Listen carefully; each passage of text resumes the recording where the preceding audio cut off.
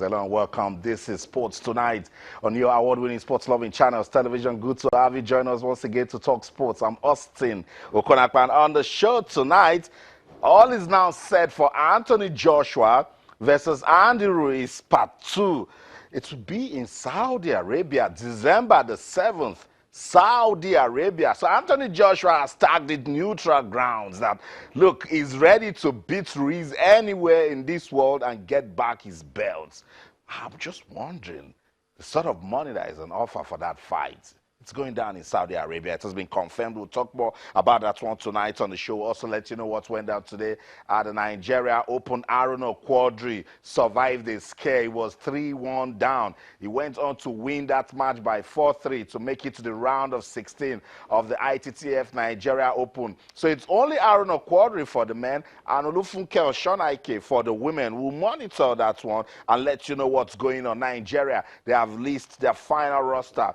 They've announced the final roster for the Women's Afro-Basket Championship. Coach Otis Uli is hoping to go to that competition with the D Tigers and retain the title that they won at the last championship. We'll talk about it on the show today. I'll let you know what's going on at the Handball Under-21 Men's Championship. Not good for Team Nigeria, but look, we know the story of handball in the country, and we're hoping that with everything that the federation they're doing, giving the players this exposure, the experience they need, the handball will keep getting better and better. More reactions from that FIFA inspection team visit to Nigeria to monitor facilities and see if Nigeria can host the FIFA Under-20 Women's World Cup. The team, they were in Lagos, they left Lagos, they went to Benin. From Benin, they went to Asaba, and then from Asaba, they went to Uyo, the Akwa Ibom state capital, and then ended the trip in Abuja after seeing the vice president. The vice president says, look, Nigeria as a country will support the bid that we're ready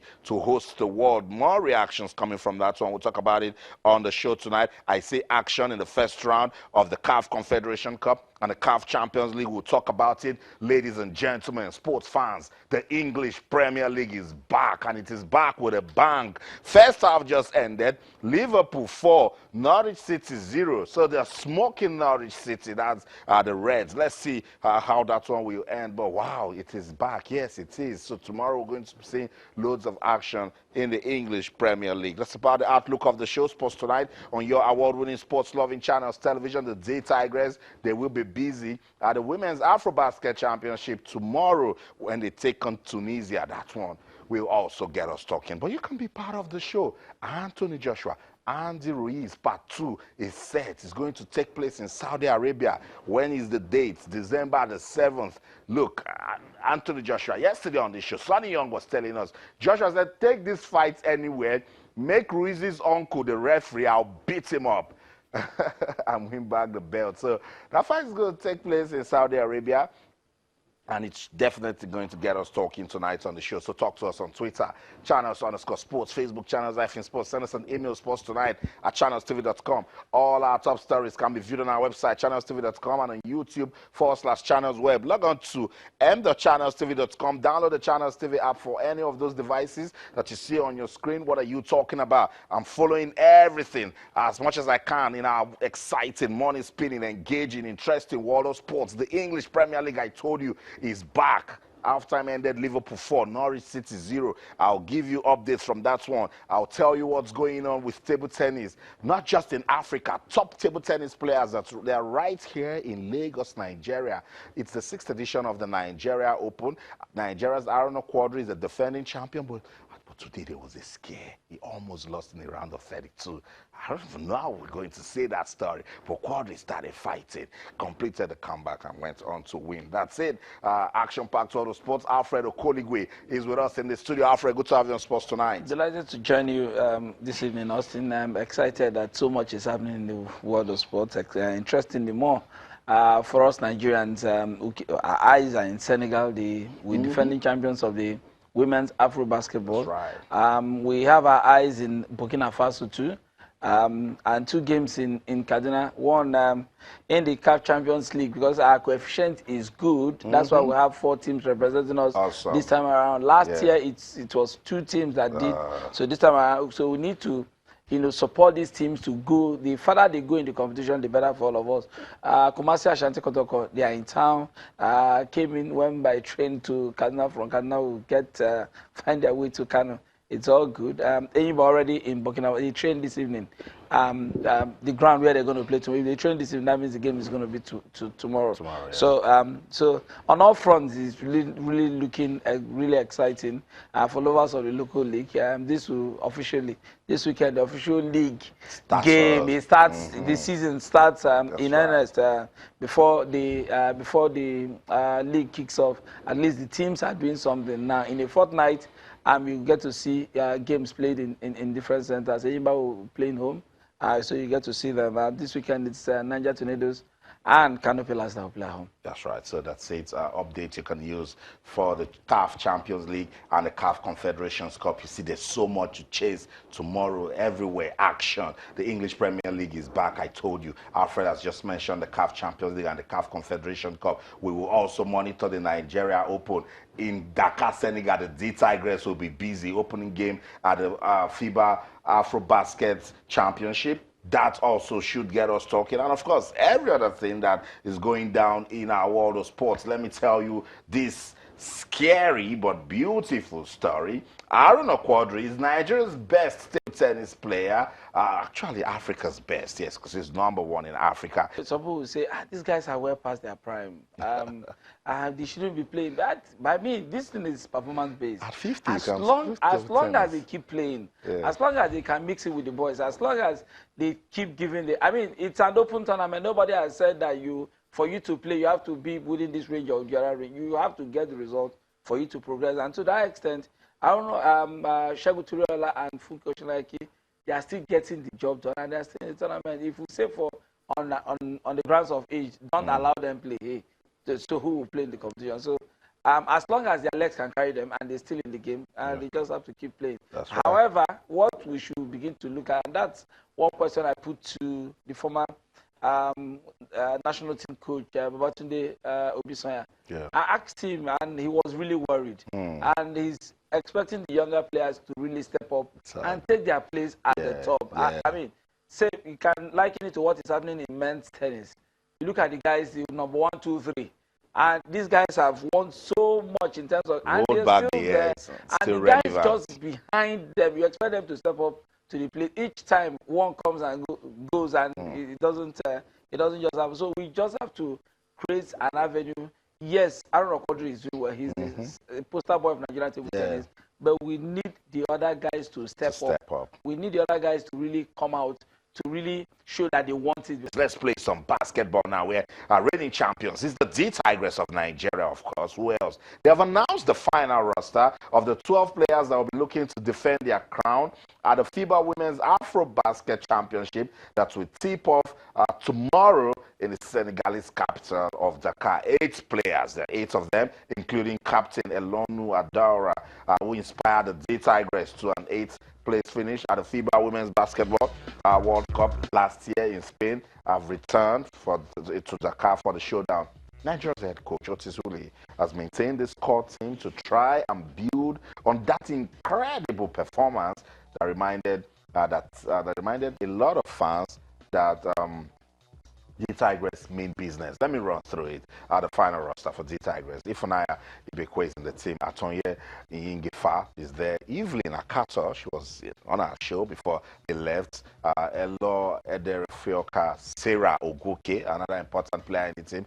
Promise Amukamara, also part of the team. The captain, Adora Elonu, is also there. Jasmine Waje is there. I see most of the players, Alfred, and this is good for consistency. Sarah is there, Victoria Macaulay, Ezine Kalu, also part of the team, and Aisha Balarabe. It's good for the team. It's good for consistency. And I'm sure the coach will be telling this crop of players, you've been there, done that. You won this championship. You went to the World Championship. You stunned the world, became the first African team to reach the quarterfinals. You can defend this title. I'm sure that other teams, each time they want to play Nigeria, they step up at their game. They're defending champions. No, it's not for nothing that they are rated so highly in this one. They went to that competition the last time out in Mali, determined that they were going to get their place. And the good thing about this team is that they have a lot of players that have garnered the experience from the WNBA, from college basketball in the United States already. So these girls are used to competing at the highest level, and to that extent, they will still have they will still be the team to beat. If you ask me, I think they know that they have their work on. And the coach Otis made a point of not having enough time for practice, but I'm sure that in the last 2 days they would have been able to. The chemistry of having players in a team grow together is what I think they will play on. They've been to the Olympics. They've been to the World Championship. They're looking to go into the Olympics because if you finish, if you get to the finals of the competition, you're going to the Olympics. So it's something that's a motivation that's something to play for. And I think the girls will just step up and do us proud once again. That's what it is, because Evelyn Akata was on our morning show. She said, look, we're professionals. We understand this mission. We know that we are the team to beat, so that will inspire them to bring their A game. I love it so much. Let's take a look at Saturday's fixtures. The Women's Afro-Basket Championship is taking place in Dakar, Senegal. Nigeria will begin their campaign against Tunisia tomorrow. So if you love basketball, keep a date with the D Tigers, support them, root for them. Don't over-criticize them. Just root for the team, let them go on to win. Mozambique will take on Kenya. Mali will play Angola. Senegal, the host, will take on Cote d'Ivoire. That's for tomorrow. So there's loads of basketball going down. On Sunday, Kenya will take on Cape Verde. Tunisia will play Cameroon. Cote d'Ivoire will play Egypt, while Angola will go against Congo DR. So you see, the women's Afro basket is here. We're looking for a new champion. Will it be the D Tigers? Can they retain their title? But they know that Senegal, look, Senegal, they're still hurting. Angola is hurting. Cameroon. So the D Tigers, they cannot afford to be complacent. I think it's something that they would have been playing in their minds. They would have looked at it. They know the job that they're going to, and it's of course enemy territories. When it comes to third wins of the championship on the continent, you easily point to Senegal. They are hosting this one. I know that will be huge motivation for them. But the girls know what they are up to this time around. I mean, in terms of opposition, and like we said, these girls are not greenhorns when it comes to playing basketball at the highest level. Many of them, some of them played in WNBAs. Many of them play in clubs. Some play for very top clubs in and so coming together. America. And when they look across and see what's happening to, I think from our end, I think these girls need to be supported more. That's right. You look across and you see what's happening to footballers. You ask yourself, should I be doing this sport of playing football? I mean, this is where we expect somebody to take charge, to say, okay, you know what, girls, we have not the federation this time around. You know what, girls, go out there, get this. We have this for you on the table. That would be extra motivation. You know, you just said about what you just said about support. It makes me laugh. A Nigerian athlete called me today. He's a quarter miler, and he said he's going to train. I thought, that's good for the African Games. Say no, that is learning football now. Oh my goodness. That football is the bride. He's not running anymore. He's learning football now. Come on, let's stay with the passion. So that's it. Yeah. So that's why I asked the permanent secretary the other night on this show. I said, "Is it the Ministry for Youth and Football?" He said, "No, it's Youth and Sports that are giving attention to that." Well, after I just dropped that, so I remember. I will call your name. I'm sure you're watching and you're laughing. You say you're learning football. I will expect you to run for us at the African Games in Rabat, Morocco. Let me let you know. Look, when I come here and I talk about the grassroots or age grade competitions, and Nigeria is not winning, don't feel so bad. Not just Nigeria, any team at any level. As long as it's for development, there are lessons in it. Nigeria today lost their third match at the International Handball Federation World Youth Championship. They lost to Denmark 35-22 points. But this is the story for me. He's just 15 years old. Farouk Yusuf. He was the most valuable player. I'll go on this break. I'm coming back to talk about this story because at the grassroots, I keep telling you that everyone is a winner. Let's go on this break. When we come back, we'll talk about handball. Don't go anywhere. Stay. Welcome back, Sports Tonight on Channels Television. I started telling you that beautiful story, and I had to stop for us to go on that break. Let me continue. It's the International Handball Federation World Youth Championship. Nigeria is competing in that one. You'll see the results now, and then it will tell you that, yes, they're not winning, but there's a beautiful story. 15-year-old Farouk Yusuf, he scored 10 goals, Alfred. Nigeria lost 35 to 22, but we have a name that we're talking about now that was exposed at this under-21 championship. And you and I know the story of handball. It used to be so good, then there was a decline. Samuel Ocheo and his team now, they're trying to rescue it. Ocheo and his leadership reminded us that, look, we are not just about winning, but we want you to start talking about handball. Are they meeting that objective? I think they are. The major event that happens in Kaduna and Lagos every year is a major talking point. People look forward to it now. Clubs are being formed. More people take to handball. It's like a festival. You need to go to this tournament. It's like a festival. And I think the approach that you've used is it's good for the sport. And while they are doing at the elite level, with the championships in Kaduna and in Abuja and Lagos, I beg your pardon, now they are attending under 12 international competition. Under 18, under 50. I mean, that means that it's like from the bottom up approach. These guys have different cadres. You can now afford to get a handball player, a 10-year-old, 12-year-old. Yeah. You know that within that category, these guys play this sport. And you begin to monitor and train them. And until they have that culture of playing. It's not an accidental one. Okay, today there's no football. Let's try our hands on basketball, on handball, and you begin to play. No, this one started from the developmental program. Awesome. I think it's good for them. So for the coach, Coach Emeka Nnamani is with the team at that championship. He will be taking notes now, you know, and see ways that some of the players that we impress at this championship can keep getting better. That's why at the grassroots, everyone is a winner. It's the under-21 category, and we are already talking about Farouk Yusuf. The team lost, but he scored 10 goals, got the man of the match performance in a match that was dominated by Denmark. It was the losing side that got the man of the match performance. Tells you he was brilliant. They lost their first game to Bahrain 36 to 28. You see, they improved against Macedonia, the hosts. Was so close, but didn't get there. Today they lost to Denmark. They're going to play Japan on Sunday and then play Argentina on Monday. Just before someone will be quick to say, they're not winning. They are busy. They're playing handball. Valuable exposure will get into the bag for them. And when they come back home, they will remember this process, Alfred. And it will also remind the federation that they must keep getting busy. And of course, the coaching crew can even recommend. These guys are young. Some of them play in the league. But this coaching crew can say, Farouk doesn't have a club. It was fantastic in Macedonia. It's a win-win situation. It's a win-win for everybody. Whether you like it or not, these guys are going to go back to their schools as role models. If they're playing football, perhaps they wouldn't have made it to this championship.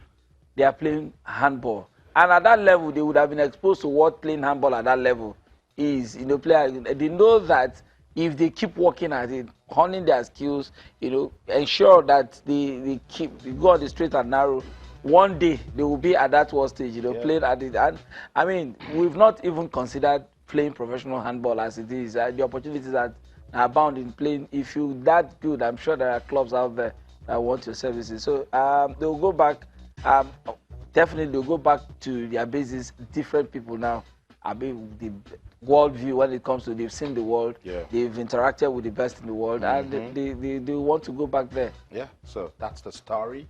Farouk Yusuf, I'm coming for you. When you get back to the country, we must tell that beautiful story. Not just for Farouk Yusuf, but the entire handball team that went to that championship. A good experience coming back, and hopefully this will motivate officials of handball to keep the process going. That's it. With the development of handball, using that under-21 championship as a model. Let's come back home now. I'll tell you that story that we've been talking about for the past 4 days. Let's keep it going, and you can contribute on that issue. Nigeria wants to host the FIFA under-20 Women's World Cup. Alfred, the team came to town. This was in Lagos. The Eagle Club, to be precise, is Surulere. You can see the team of NFF officials, the bid coordinator, Manasari Ilo. You can see FIFA officials from there. They went to the Teslim Balogun Stadium. You see everything is looking all good. Alfred, are you part of those that believe that this bid can develop football in Nigeria? Well, in terms of helping with developing the infrastructures, yes.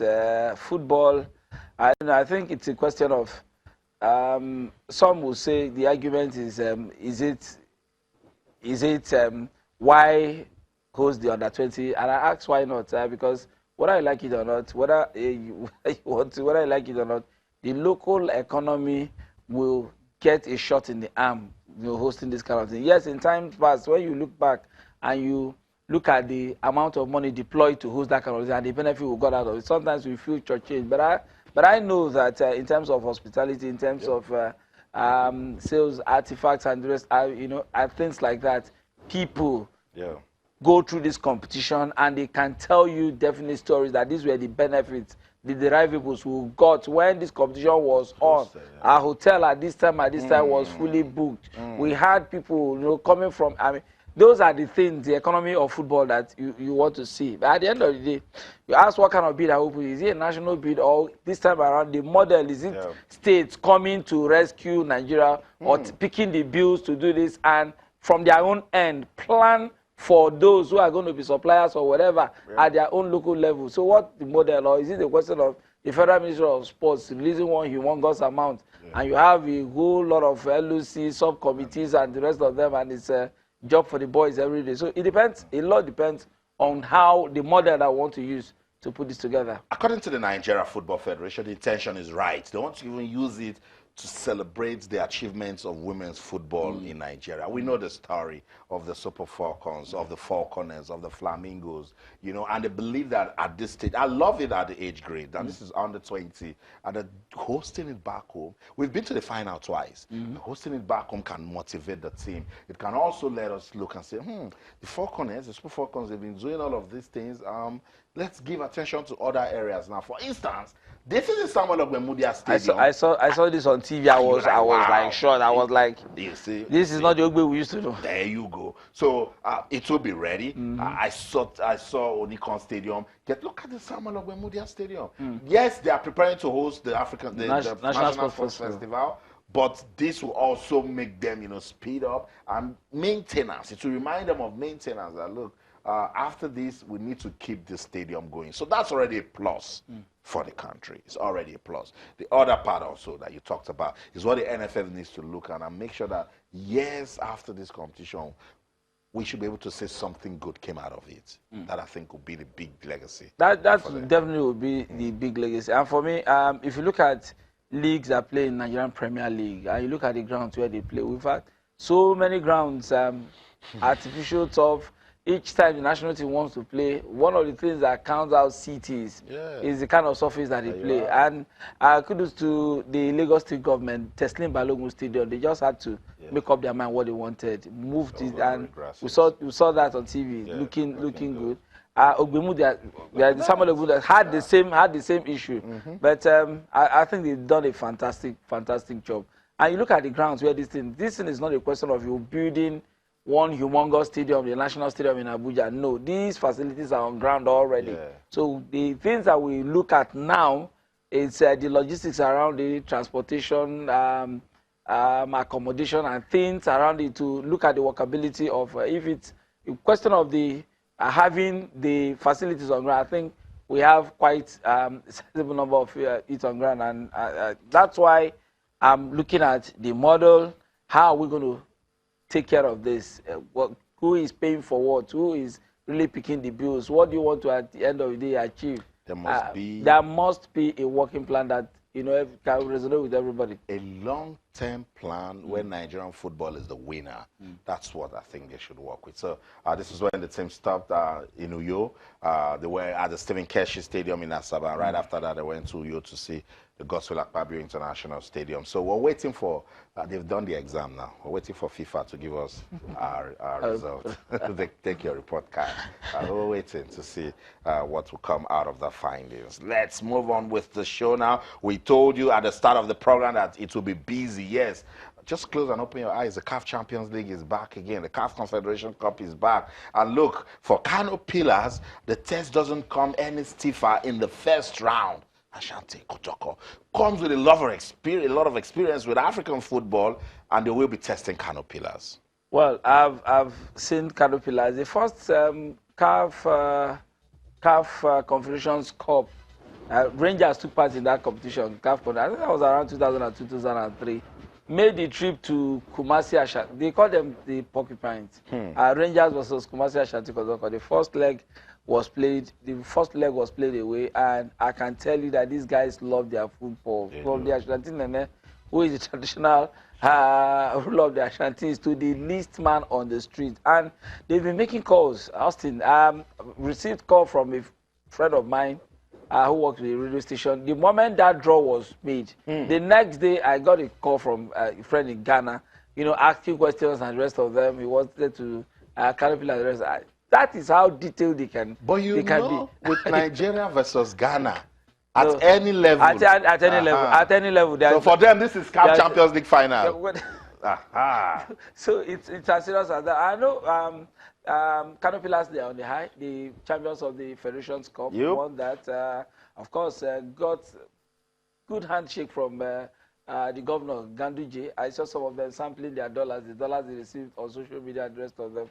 Well, you look at the team, perhaps the best supported team in Nigeria. Sometimes you might have issues with their supporters and the rest of them and the way they conduct themselves. But then you can't take anything away from the fact that when Kano Pillars play, you'll be guaranteed of one thing. That stadium is going to be filled to the capacity. And that will raise the first concern for me. I hope there's an elaborate plan on ground to take care of issues. That what if result doesn't go our way? What if there are things that perhaps maybe not big win or maybe a draw or something? Do we have any plan, any contingent plan on ground to take care of any issues? So it's good we are saying it now. It is good that we have this on ground because this time around it's not going to be. It's not going to be the Nigerian Football Federation that will take care of the issue. CAF is on ground. The match commissioner is going to come from CAF, the referees and everybody. So we are out there. Kano State Football Association should step up. They should make sure that this is full representation for Nigeria. We shouldn't have some of this. I think, excuse me, I think those. I know that the Nigerian Football Federation, there are certified FIFA security officials that work with Nigerian Football Federation. This is the time that they have to take charge of the arrangement. Ensure that Don't say it's not my state. No, don't say it's not my state. It's Nigeria. It's Kano Pillars. No, they are representing Nigeria. That's right. And I want to say that the security agency, they have to insist that the right thing be done so that we don't embarrass ourselves. Very important. This is the CAF Champions League. It doesn't get any bigger than this for club football in Africa. We're glad that we have two Nigerian teams. So let's hope that we don't just play good football and win. We also do the right things with hosting. Very, very important. Enyimba, they will be going away. They're already in Burkina Faso. Raimo. Does that one worry you? The good thing about playing away first is that what you go in there to play for the result. If you get a draw, good. If you score and if it's a low score game, it's also good. So that when you come back here, you have time. If there are mistakes you made in the first leg, you have enough time for you to correct them in the fourth night when the second leg is played. And you know Enyimba, this is a team that is huge, has pedigree, experience. Playing on the continent. This Enyimba is one team that I know, Nigerian Premier League, one of the teams that take time to scout their opponent. And they've been busy signing players. busy, Enyimba. A lot of their reliable legs left to join the other teams, and so they have to freshen up that team and bring in players. And whether they've been able to gel is another question. But I know that they take their time to scout their opponent. Now that we've gone to Burkina Faso, they want to keep it maybe low and respectable, so Yeah. that in a fortnight, come back to Aba and finish the job. Just wrap it up. I have a feeling if they're not winning that one, they will not lose it because it's Enyimba. They love football at this level. They've tasted the victory there before, so they'll be yearning to keep it going. Niger Tornadoes, surprise package in the CAF Confederations Cup. They'll be taking on Santoba of Guinea. That's actually the question for Enyimba that I should be asking you for Niger Tornadoes if you have worries with this team. Well, my only worry is whether their motivation level will be that high. Knowing that they are not in the Premier League. They will be playing in the NNL. Santoba, yes, play to the final. On the basis of the result that the game they played against Kano in the finals of the Cup, that game went to penalties. That means they can really hold their own at the top. Coach Bala, do your job in the first leg. That's right. I think for the players, this will serve as a very big motivation. You're playing That's what I think, yeah. You're playing on the continent. This is the time for you to show what you can do. You the further you go in this competition, the money is huge. The money is huge. Yes, it may be the CAF competitions, but that money is huge. If you can play to the group stage of the cup, that's it, you're smiling. So much money to go around. So Niger Tornadoes can tell a beautiful story with this CAF Confederation Cup, relegated to the NNL, but they can get us to talk about them. They can tell themselves, look, let's tell an incredible story with this campaign in the CAF Confederation Cup. But it's up to, it's not just up to the players. Everyone needs to step up. For us, we're hoping that Nigerian club sides will have a good outing in the CAF Confederation Cup and the CAF Champions League. We're glad that it is back, and back with a bang, because I love the fact that we have our complete slots now, and that'll be beautiful. Enugu Rangers, by the way, what's the update? They've drawn by. Yeah. They've drawn by. New players joining the squad, but the bulk of the players that been there last season still in the squad. Playing in Enugu, they will. They know the opponent already. The winner of I've forgotten the country now, so they just know that the moment this is done in the fortnight, they will get their chance to play, not in the first round, in the second round. Yeah. So on account of the performance last season, they've been drawn by. Yeah, and it's good, and they can learn from last season. They started losing it when we didn't expect them to. That's the good thing about falling sometimes. When you remember the way you fell and how it hurts, you avoid it again. So for me, this is second chance for Enugu Rangers. So they cannot afford to sleep at all. So that's it.